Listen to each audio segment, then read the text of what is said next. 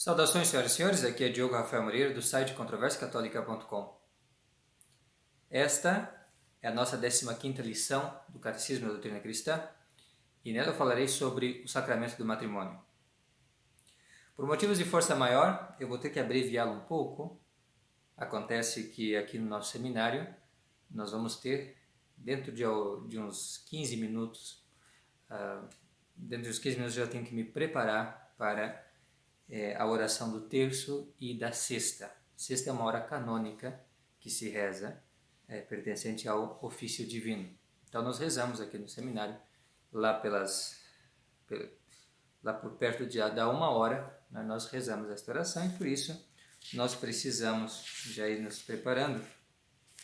Então a catequese não vai ser muito prolongada, eu tinha um plano de catequese, mas essa vai ser um pouco mais abreviada. Porém, você pode ver todo o nosso plano de aula abaixo, ou então no nosso site controversiacatólica.com, juntamente com este vídeo, vai ter todo o material previsto. Porém, eu vou simplificá-lo. Talvez seja até uma vantagem, porque se torna um pouco mais direto ao ponto. Então, algumas coisas são importantes salientar quando se toca no sacramento do matrimônio. Então, a primeira coisa é dizer que o matrimônio é o sacramento que une indissoluvelmente o homem e a mulher, como estão unidos nosso Senhor Jesus Cristo e a Santa Igreja, para que possam gerar e educar a prole e também prestar-se auxílio mútuo. Eles possam se amar e se ajudar entre si. Então, aí nós temos as propriedades do matrimônio. O matrimônio que é, em primeiro lugar, um contrato natural. Um contrato natural que é feito entre os esposos, entre os cônjuges. O matrimônio nas suas propriedades, nas suas principais características, posto da seguinte forma por Adão, inspirado por Deus. Adão, quando ainda era muito sábio, ainda estava no paraíso terrestre, e quando viu Eva, então, ele, dentre outras coisas, vai dizer que, falando dos homens em geral, e dos homens e das mulheres que se dão em casamento, ele vai dizer que eterunt duo in carne una, e serão dois em uma só carne. No latim, a palavra una aqui tem uma força maior que no português, não quer dizer apenas uma, mas uma só. O latim tem esta força. Por isso, quando dizemos unum Deo, é um só Deus. Então, é nesta força que nós temos, ao mesmo tempo, a unidade do matrimônio e a insolubilidade. E esses são pontos muito importantes. E nós precisamos entender contra o que esses pontos se voltam. Então, a unidade do matrimônio, ela está contra a poligamia, ou seja, um homem tendo muitas mulheres, e também a poliandria, que é uma mulher tendo muitos homens. Não. Erunt uno, e serão um. Erunt duo, um casal. Serão dois. Serão um casal apenas. Não é para ter mais. E nosso Senhor Jesus Cristo vai defender isso, dizendo que no princípio era assim e deixou de ser assim pela dureza do coração dos homens. Deus tolerou isto, mas não é para ser assim. Não é para ser assim. Então, não é para ser poligamia. Não é para ser poliandria. Não. Apenas um casal, um homem e uma mulher. É a unidade do matrimônio. E isso concorre para o bem da prole, porque evita tantos conflitos que sucedem disso aí, o desprezo da mulher, como acontece nos lugares onde isto existe, os países islâmicos, por exemplo, e muitas injustiças. Prejudica não só a relação do casal, mas também a educação das crianças. E, além disso, também se volta contra o divórcio, porque a indissolubilidade diz que, então, eles vão ser duo in carne una. Então, serão dois, mas serão como que uma só carne. Serão uma só carne. Então, não se podem separar mais. Nosso Senhor vai falar, o que Deus uniu, o homem não separe. Então, esta é uma segunda propriedade importantíssima do matrimônio e por isso que a igreja sempre se levantou contra o divórcio. E se levantou com tanta veemência contra o divórcio que ela não hesitou, por exemplo, perder um país inteiro, como a Inglaterra, para defender essa doutrina. Nosso Senhor também a defendeu e a igreja que continua sua missão aqui neste mundo também a defendeu. E nisso, a Igreja Católica está bem contra o mundo moderno e estas seitas protestantes e outras falsas religiões que, pelo contrário, atenuam isso, tentam desdizer Nosso Senhor e desdizer aquilo que era desde o princípio. Então, esse é um ponto importante, é o que nós tratamos até aqui. Então, o matrimônio ele é, em primeiro lugar, um contrato natural, ou então um consentimento mútuo entre um homem e uma mulher de sexos diferentes para viver unidos, né?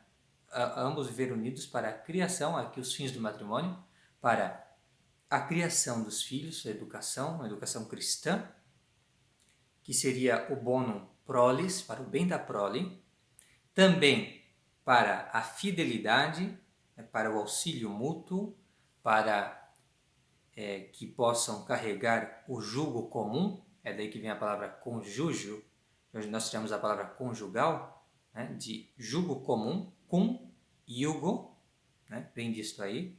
Então, este é o bonum fidei, né, o bem da fidelidade, e depois nós temos, e isto aqui foi instituído por Nosso Senhor mesmo, e por isso que o matrimônio é um sacramento, tem também o bonum sacramenti, isto é, o matrimônio ele também tem um bem do sacramento. Nosso Senhor Jesus Cristo elevou esse contrato natural que havia desde o princípio à dignidade de sacramento.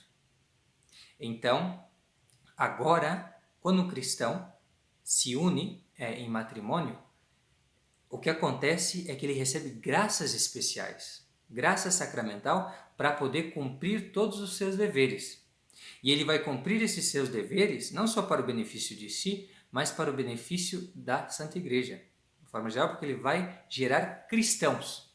Ele não gera simplesmente filhos para o mundo, mas ele gera filhos para Deus, né, e para a Igreja. Então, essa é a grande maravilha do matrimônio, que ele gera cristãos, né, como sacramento. E o pai e a mãe recebem todas as graças para poderem fazer isso. Também recebem todas as graças para poderem conviver santamente. E também, por ser, né, um sacramento, também já oferece um aumento na graça santificante. Mas preste atenção, o sacramento do matrimônio ele tem condições para ser bem recebido. Você precisa ter certas disposições. Dentre essas disposições, principalmente nós temos que é preciso receber na graça de Deus, porque o matrimônio é um sacramento dos vivos. Então é preciso confessar-se bem, fazer até uma confissão geral, se possível, para poder receber dignamente esse sacramento, recebê-lo com fruto. Além disso, também é preciso ter conhecimento da fé, pelo menos os principais artigos da fé, e, sobretudo, no que toca à doutrina do matrimônio. Então é preciso saber que a natureza do matrimônio, é preciso saber o valor do matrimônio, os seus frutos. Isso é muito importante. Então, isso que nós falamos até aqui é preciso estar bem claro para quem quer se casar. E também é preciso se submeter às leis da igreja no tocante ao tempo, o lugar da celebração, tocante aos documentos que precisa apresentar. Isso também é bastante importante, essa docilidade para com a igreja de Deus.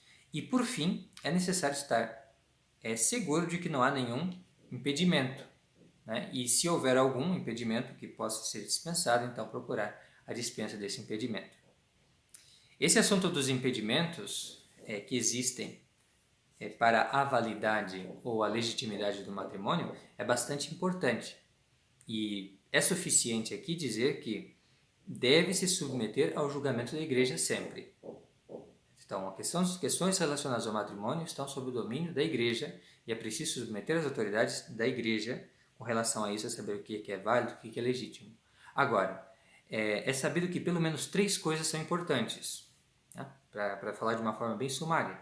É preciso saber se não há, ou melhor, se as pessoas que vão se unir em matrimônio, contrair matrimônio, elas estão em condições para isso. Elas têm capacidade de receber o sacramento. Isso quer dizer, por exemplo, que elas não podem ter consanguinidade até o 3º grau. Significa que não pode ter feito o voto solene, por exemplo, que é um impedimento sério ao matrimônio. Né? E tem que ter uma certa idade também para casar-se. Isto varia de lugar para lugar, mas é preciso atingir uma certa idade. Então, tem que ter todos esses fatores para poder se unir válida e legitimamente. Além disso, é preciso estar perante um sacerdote que está em nome da igreja e 2 testemunhas, pelo menos. Então, isso também é importante. Tem que ser uma cerimônia pública para acontecer como deve ser o matrimônio. E, por fim, não pode ser algo forçado. A pessoa deve estar indo se casar porque ela quer, de livre e espontânea vontade. Então, não pode ser um ato feito por ameaça. A pessoa está sendo ameaçada pelo pai da noiva, por exemplo. Isso não pode. Nesses casos aí, que eu mencionei de uma forma bem rápida, nós temos um matrimônio inválido. Tá? Então, isso é importante. E um outro caso que é importante salientar também, que é bastante importante, é o matrimônio realizado por um juiz de paz, por um escrivão, por um funcionário do governo, o que é chamado de casamento civil, ele é totalmente inválido. Absolutamente ele não confere, não acontece sacramento nenhum, e a pessoa que faz isso e começa a coabitar com a outra apenas com o casamento civil está em pecado mortal e é tido pela igreja como um pecador público. É um escandaloso, é um estado de vida escandaloso, ofensivo à igreja. E essa pessoa, como disse Nosso Senhor, que não quer ouvir a igreja, deve ser tratado como pagão e publicano. Veja a gravidade do que é somente se servir do casamento civil. Então, prestem atenção nisso, o casamento civil não é suficiente. Ele é importante ter o casamento religioso e o casamento civil por causa das garantias que o casamento civil, no civil, oferece com questões de herança e coisas que tocam ao Estado, mas não faz o sacramento. Então, não adianta, nem antes nem depois do casamento religioso, não tem teor de sacramento. E é ilícito para o cristão e é inválido, não tem validade nenhuma. Então, é preciso casar no religioso. E fazer também o casamento civil, claro, pela questão prática, questão das garantias civis e o reconhecimento do Estado. Está bem? E há tantas belas coisas para dizer, né? Tantas belas imagens também que nós temos sobre o matrimônio. Nós poderíamos falar sobre a igreja a partir do matrimônio, porque Cristo tem a igreja como esposa. Né? Tem como esposo tem a esposa, então a relação de Cristo com a igreja é como a de um casal também. Então nós podemos falar a partir desse tipo de relação do matrimônio da igreja e de Nosso Senhor. Né? E aí você vê como estão erradas aquelas seitas protestantes que dizem que igreja não importa.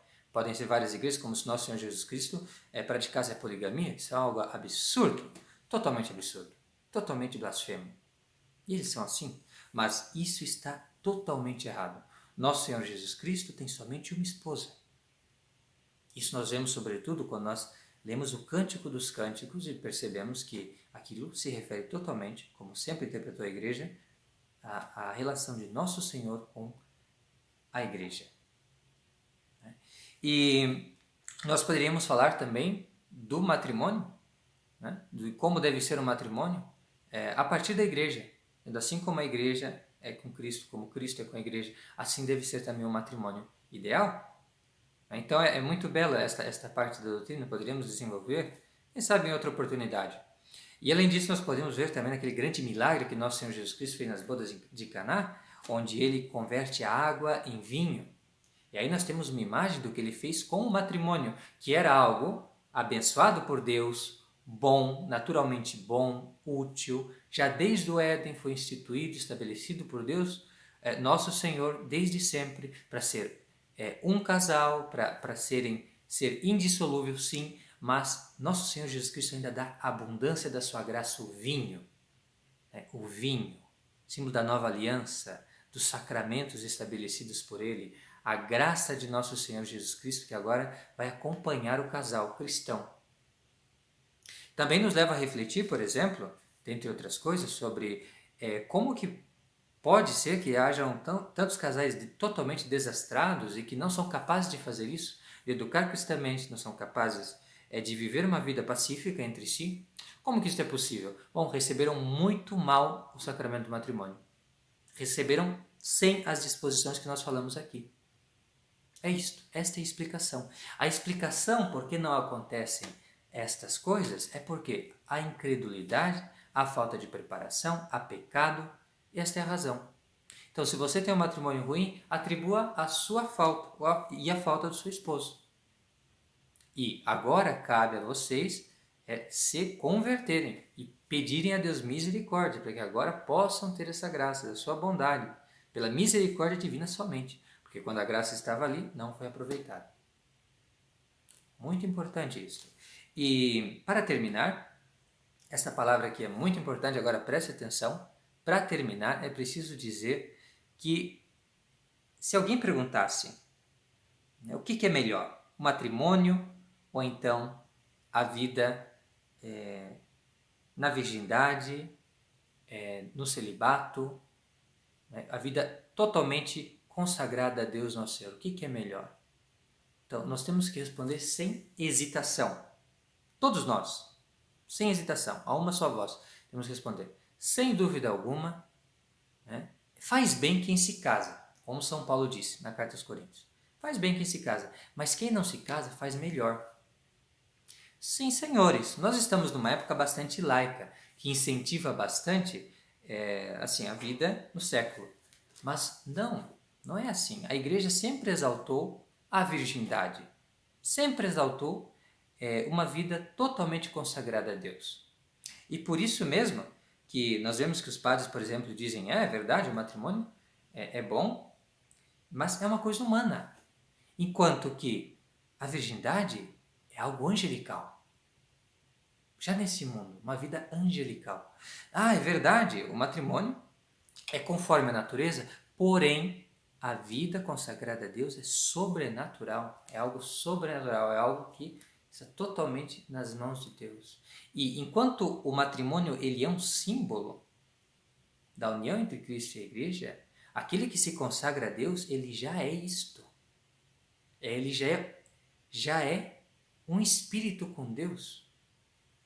Ele já é, de certa forma, aquilo que nós seremos no céu. Ele já goza desta unidade com Deus, com tem somente a Deus, só serve a Deus, e assim que será no céu. Ele já nos mostra o caminho do céu, pela sua vida consagrada a Deus. E por fim, não só o matrimônio é inferior à virgindade, mas também até mesmo a própria viuvez.